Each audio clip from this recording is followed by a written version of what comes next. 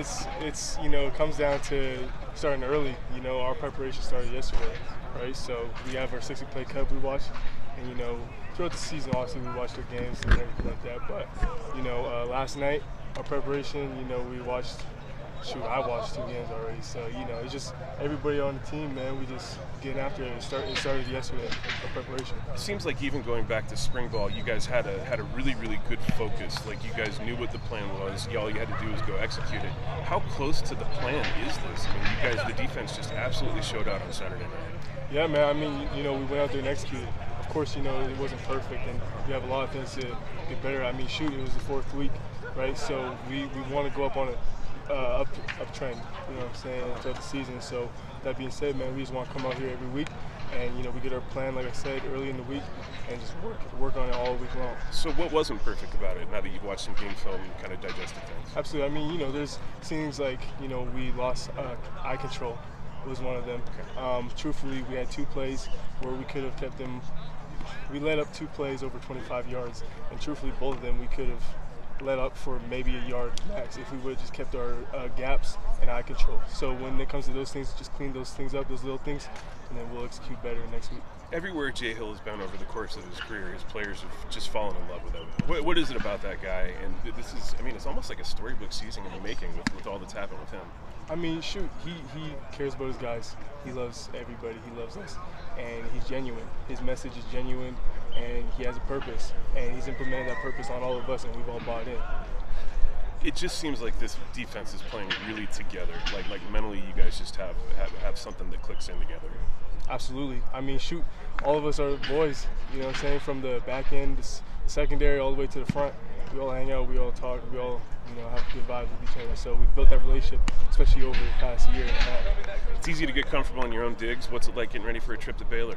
Dude, it's exciting, first of all. Of course, like Coach Hill just said, in Big 12, if you want to win championship, you got to win on the road. So we're coming just with the same mindset as if we're playing here at LES. So what is it about this team where it feels like you guys still have a little bit of a hunger to get better? Because it's really easy to kind of play with that chip on your shoulder, right? When people are doubting you, low expectations, that kind of thing. And now all of a sudden, like, you're showing out, you're getting all this praise. How do you kind of keep sort of level-headed, I guess, with national rankings and all that? Well, we're after last week, we're still underdogs in this game, right? So we're always going to have that chip on our shoulder, and we knew what our plan was at the start of the season regardless. It's only week 4, right?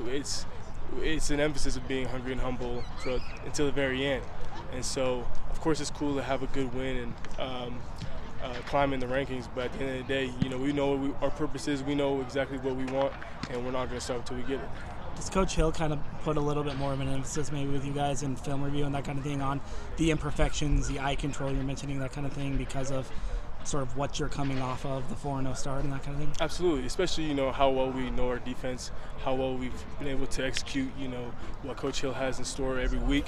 It comes down to little things, right? And so on our days when we watch the film and review what we did good and what we did wrong, it always comes down to little things, and that's what we want to clean up for the next week.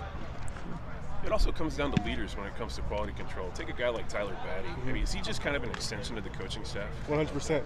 In fact, it's cool because in our meeting rooms, he's talking just as much as Kelly is. You know what I'm saying? He's up there talking to the Bulls, especially when it comes down to the 4-eye techniques, our stunts, all types of things. So yeah, absolutely, he has a huge leadership role on our team. How cool is it that your culture in Bulls wanting to win for the guy next to you just as much as anything else? Absolutely, it's cool, man. It's great. Some of the best teams that I've ever heard of or ever been a part of have been player-ran teams. Yeah. And so with that being said, it's awesome to have that leadership role and that collective identity. How do you not take this for granted? Fall in Provo, it's just a beautiful day and you're out here playing football. It's the best thing ever. Yeah. I'm so blessed to be here. Yeah. Thank you. Incredible. Thank you, man. Thank you. Thanks for taking the time.